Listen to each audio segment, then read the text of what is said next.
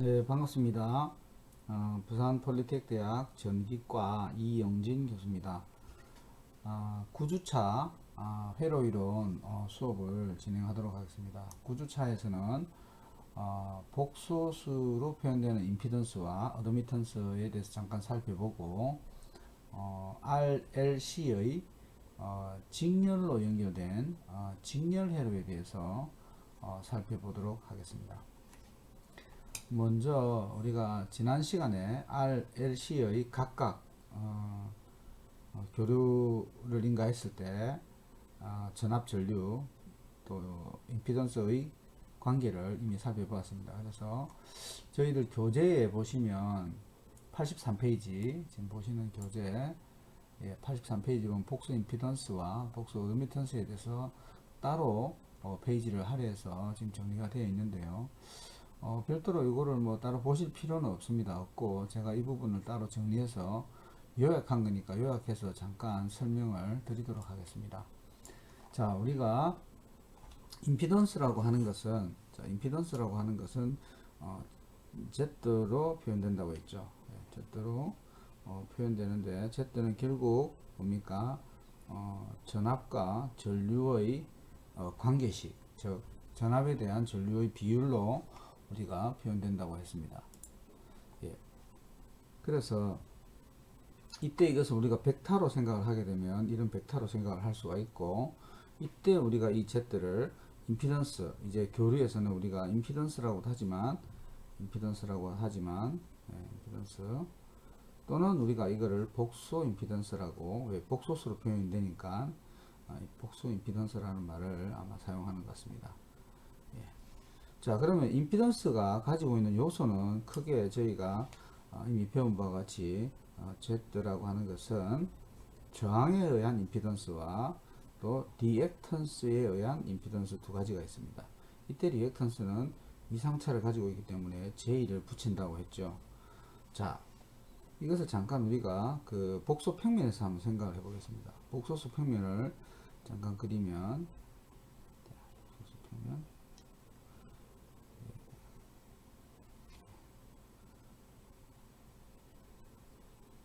예를 들어서 이런 복소수 평면이 있다고 가정을 합시다. 여기서 우리가 R의 크기가 만약에 이렇고 X의 크기가 양의 값으로 이런 값을 가진다고 하면 Z라는 벡터는 결국 이런 크기를 가지겠죠. 이게 Z라는 벡터가 될 거고, 이때는 Z의 크기가 되고, 이 각은 우리가 세타로 표현을 할 수 있고, 이것을 우리가 위상차라고도 이야기한댔습니다. 자, 그러면 여기서 우리가 Z의 크기를 말할 때는 어떻게 하죠? 예, 피타고라스 정리에 의해서 R의 제곱 더하기 X의 제곱으로 구해질 수가 있다 했습니다. 그죠? 자, 이렇게 해서 Z의 크기도 구할 수 있고, Z의 복소수적 표현은 R 플러스 J의 X로 표현된다고 했습니다. 자, 근데 이제 여기서 R은 한 가지이지만 이 X는 두 가지가 있댔죠. 그래서 X는 이 리액턴스라고 하죠. X는 리액턴스라고 하면서 두 가지 리액턴스가 있댔습니다. 그죠? 하나는 유도성 리액턴스라 해서 XL 이라고 표현을 하고 오메가 L의 크기를 갖는다고 했습니다. 그 다음에 용량성 리액턴스가 있고, 이것은 XC라고 표현을 하고 오메가 C분의 1로 표현을 한다고 했습니다. 자, 이것을 우리가 벡터로 표현을 하면, 벡터로서는 이게 J의 X, J의 X이고, XC는 어떻게 되냐면, 잠시만요. 이렇게 되면 안 될 것 같습니다. 이거는,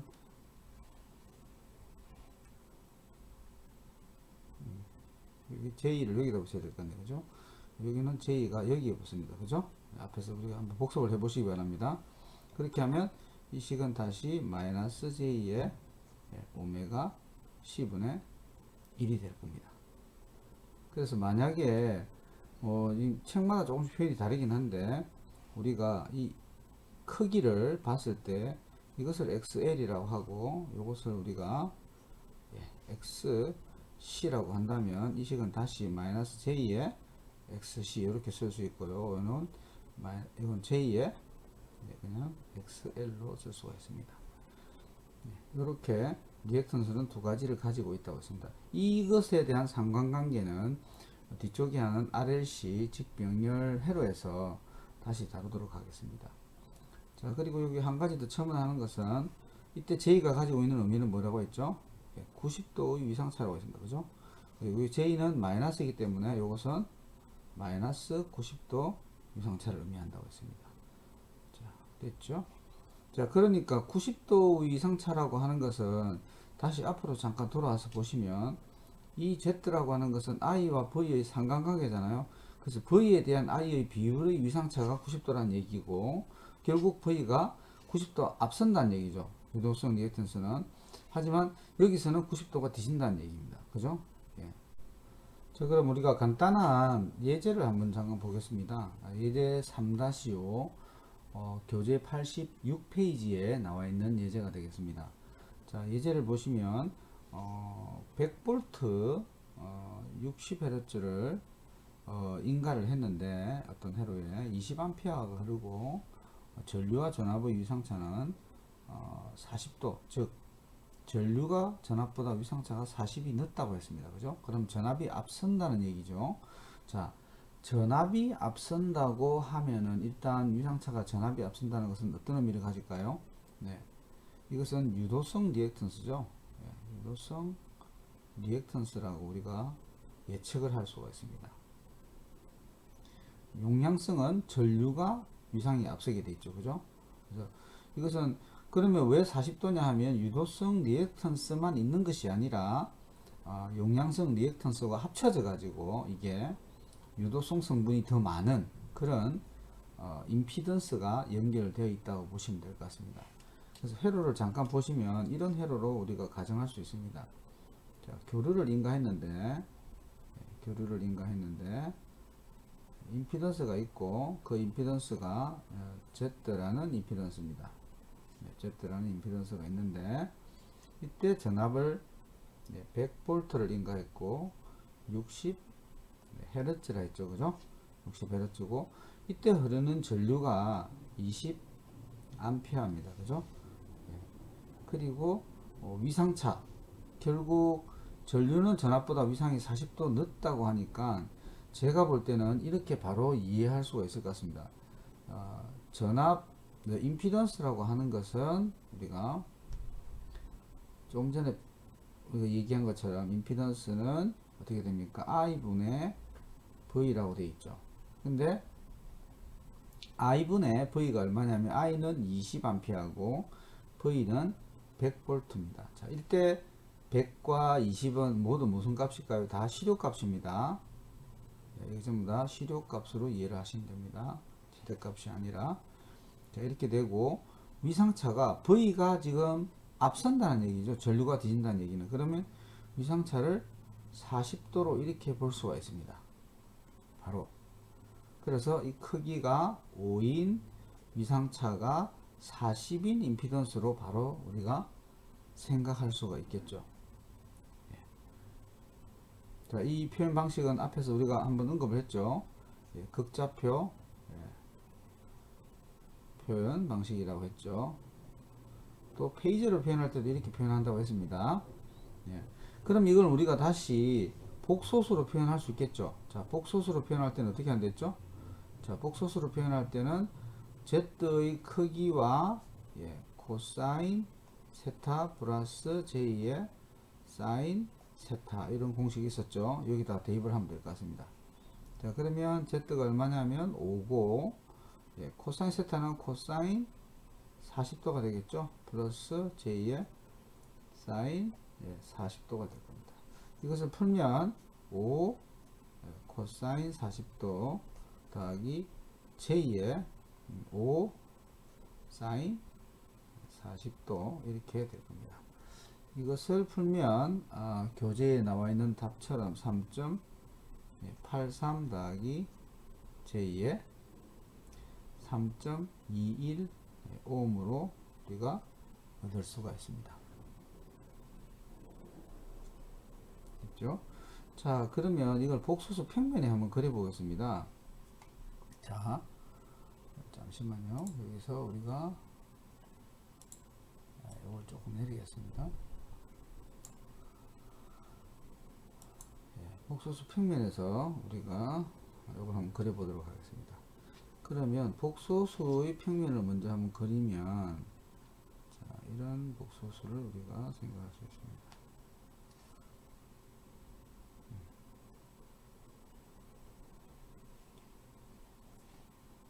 자, 이게 실수축이고 이게 허수축이라 하면 지금 3.83이잖아요. 3.83인데, 자, 그러면 3.83인데 요걸 가지고 그리지 말고 요 벡터를 가지고 요걸 가지고 바로 그려도 될 것 같습니다. 그죠? 자, 전압부터 먼저 그릴까요? 전압은 어떻게 되죠? 100V인데 위상차가 40도 V를 기준으로 하겠습니다. 그러면 책에도 V를 기준으로 했으니까, 자, V가 만약에 100V에 이게 V입니다. V는 100V에 위상차가 없다고 일단 가정하겠습니다. 그러면 V를 기준했기 때문에 전류가 40도 늦은 거죠. 그러면 전류는 20A이면서 40도가 늦은 이런 벡터가 되겠죠. 자, 이게 요 각이 40도죠. 40도고 이게 I는 20인데 위상차가 마이너스 40 이렇게 이해를 하시면 될 것 같습니다. 자, 그 다음에 임피던스의 경우에는 같은 그 벡터로 그릴 수 있는데, 임피던스는 5에 40도죠. 그러면 임피던스는 좀 작게 그리겠습니다. 5, 이게 40도고 크기는 5인 Z가 이게 Z라는 벡터고 5에 40도인 그런 벡터가 되겠습니다. 교재에 나와 있는 뭐 그림과 크게 다른 건 없습니다. 교재에서는 따로 그 B 그림을 보시면, 좀 답을 한번 보여드리겠습니다. 잠깐 보시면은 뭐 이렇게 R과 X를 따로따로 했는데, 이 그림은 결국 이 그림을 의미하니까 이 벡터에서 이 Z 벡터를 의미하잖아요. 그죠? 크게 다른 게 없습니다. 이렇게 해서, 자, 1번 첫 번째는 복소수 임피던스를 구했고, 그죠? 복소수 임피던스는 여기 복소수 임피던스고요. 그리고 복소수 평면상의 표현을 우리가 또 했고요. 전압과 전류를 기준으로 한 페이지도와 임피던스도를 그려라. 똑같은 얘기입니다. 페이지도 임피던스 그렇게. 지금 이제 이 얘기는 책에서는 뭐 전압으로 보시면은 전압을 기준했을 때는 이렇게 그리고 전류를 기준했을 때는 이렇게 그리는 페이지도라는 의미를 말하는 거고요. 그 다음에 임피던스도라는 것은 그냥 이렇게 R과 X를 가지고 그리는 겁니다. 저는 그냥 그 복소수 평면에 다 표현을 했기 때문에 그것을 제가 책이 없는 내용들로 일단 제가 설명을 드리도록 하겠습니다. 자, 다음은 복소 어드미턴스를 설명드리도록 하겠습니다. 자, 복소 어드미턴스는 교류에서의 어드미턴스를 복소수로 표현한 어드미턴스라고 이해를 하시면 될 것 같습니다. 자, 우선 그러면 그 전에 앞에 걸 잠깐 복습하는 차원에서 복소수의 어드미턴스, 즉 어드미턴스라고 하는 것은 Y라고 표현을 한데 있죠. Y는 뭡니까? Z, G분의 1 이렇게 표현을 한데 있죠. 만약에 G가 어떤 위상차 세타를 가지고 있다면 Y는 어떻게 되죠? Z분의 1의 위상차는 결국 그 마이너스 뭐를 붙이게 되겠죠. 그죠? 플러스면 마이너스, 마이너스 플러스 이렇게 표현된다고, 단위로서는 모를 오음을 쓴 데 있죠. 모를 쓴 데 있죠. 또 또는 지멘스 S 이런 기호를 사용한 데 있습니다. 그리고 이것을 전압 전류의 관계에서 본다면은 전압분의 I의, 즉 전류의 비율 관계를 의미한다고 이야기를 했습니다.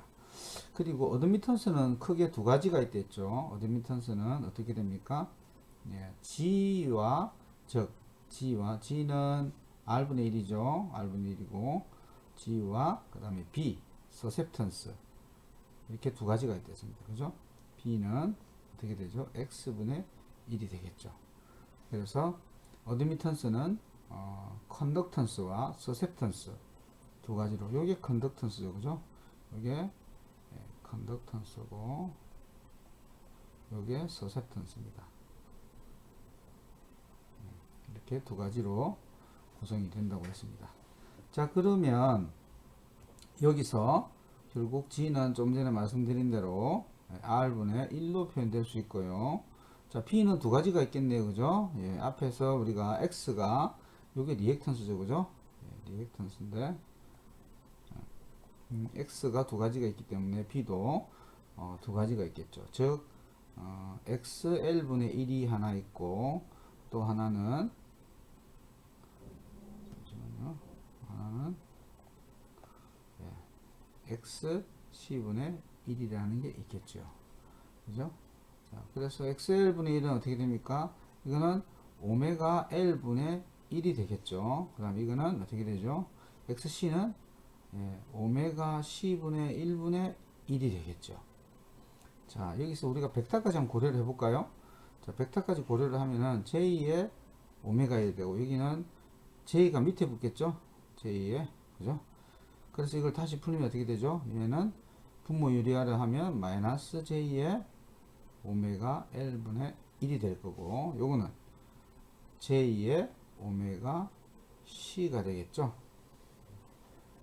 개인적으로 한번 계산을 해 보시기 바랍니다. 그래서 우리가 이것을 우리가 뭐라 한다면 B의 L이라 하고 요거는 B의 C라고 해서 우리가 서셉턴스라고 각각 우리가 이야기를 할 수가 있습니다. 유도성 서셉턴스, 용량성 서셉턴스. 자, 이렇게 어드미턴스는 표현이 되더라. 그래서 교재에 보시면 여기가 88페이지 여러분 가지고 계신 교재 88페이지에 보시면 인덕턴스와 그 다음에 커패시턴스에 따른 리액턴스와 서셉턴스가 이렇게 정리가 되어 있습니다. 이때 부호가 이제 마이너스가 붙어 있는 것은 벡터를 고려했을 때의 크기를 말하는 겁니다. 실제로는 크기만을 봤을 때는 절대적으로 양의 값을 가지겠죠. 하지만 벡터를 고려하게 되면 이와 같이 된다고 이해를 하시고 제가 설명드리는 요것으로 이해를 하시는 게 편안하실 것 같습니다.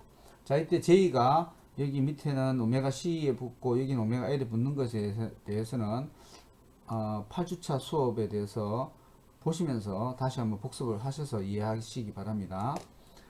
네, 그러면 일단 서셉턴스, 어드미턴스와 그 다음에 임피던스 각각 그 복소수로 표현되는 것에 대한 설명은 모두 마치도록 하겠습니다.